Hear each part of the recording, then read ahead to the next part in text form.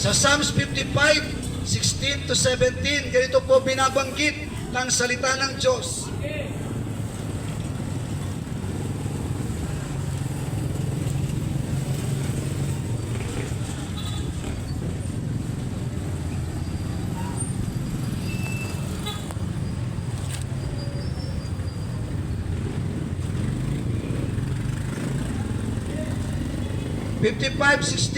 Tungkol sa akin ay tatawag ako sa Diyos at ililigtas ako ng Panginoon. Mga kapatid, wala kang dapat ibang tawagan sa mga huling araw na to kundi ang Panginoong Jesus. Huwag kang tatawag kay San Pablo, huwag kang tatawag kay San Pedro, kay Santo Tomas at kung sino pa mga santo. Wala silang kakayanan na ikaw ay iligtas.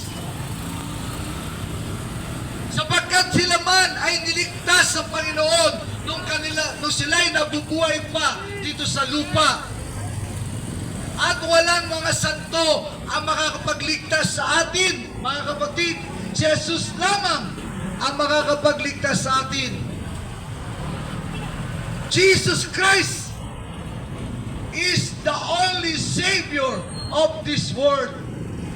Mga kapatid, kapag ikaw meron ka nasa isip na meron ibang tagapagligtas, kapatid, mabibigo ka at ikaw ay malulungkot sapagkat sa iyong pagpanaw ay hindi ka makakapasok sa kaharian ng Diyos. Sapagkat isang pangalan lamang ang ibinigay ng Diyos Ama upang magligtas sa atin.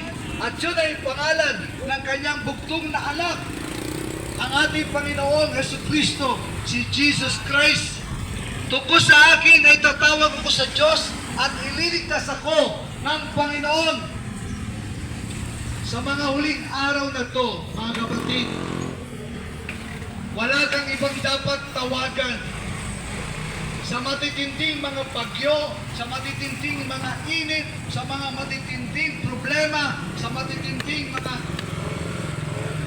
natural disasters, kapatid, isa lang ang tawagan mo, ang pangalan ni Jesus Christ.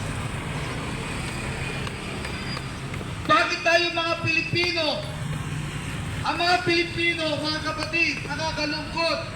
Madali tayong mauto ng sino man.